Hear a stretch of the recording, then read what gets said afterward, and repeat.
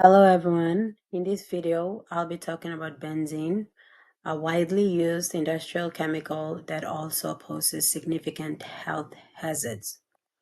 We'll cover what benzene is, its health effects, how people are exposed to it, and what exposure limits are recommended by some agencies, especially National Institute for Occupational Safety and Health, Occupational Safety and Health Administration, and American Conference of Governmental Industrial Hygienists.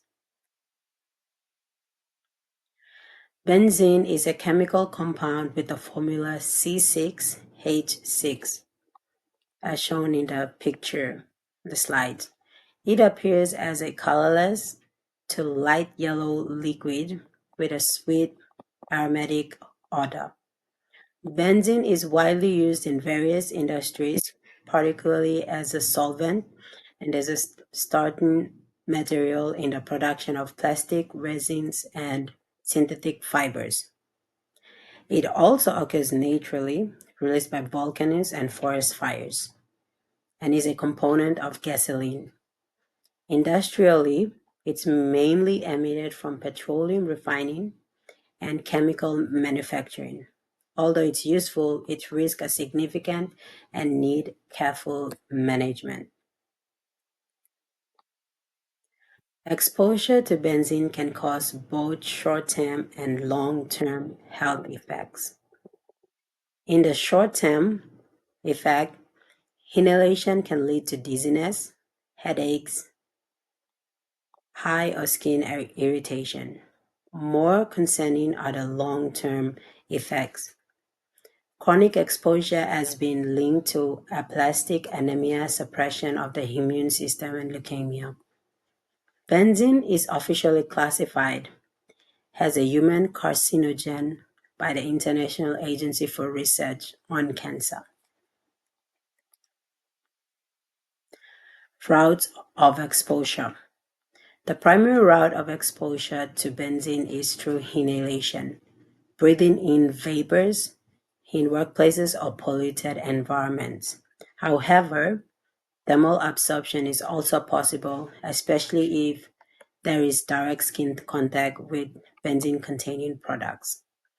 Ingestion is less common but can occur through contaminated food or water. By understanding these routes is crucial for applying the correct protective measures. The occupational exposure limits. To reduce harm from benzene, several organizations have set regulatory limits, and I will talk about three of them. The first one is National Institute for Occupational Safety and Health. It recommends a time-weighted average of 0.1 ppm over 10 hours and a short-term exposure limit of 1 ppm over 15 minutes.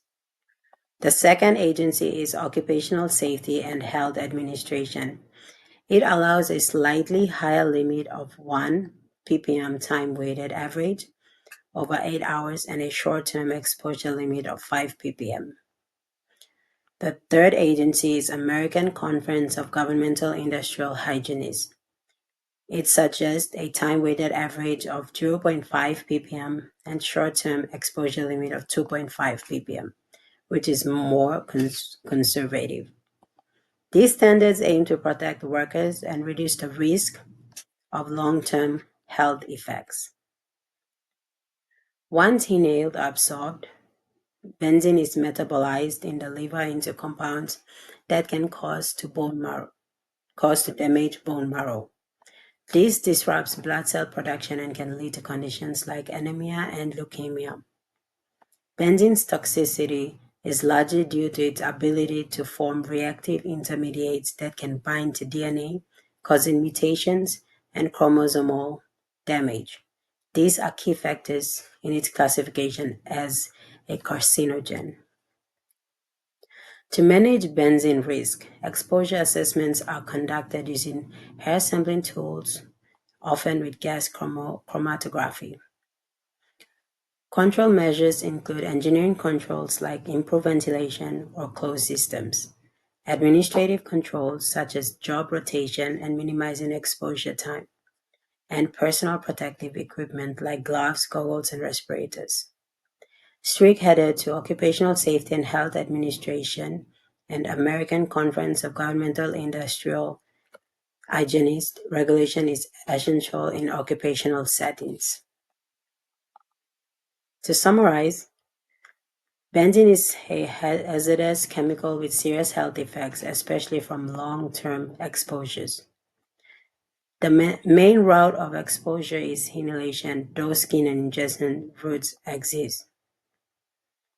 Regulatory bodies like National Institute for Occupational Safety and Health, Occupational Safety and Health Administration, and American Conference of Governmental Industrial Hygienists have set limits to help protect workers.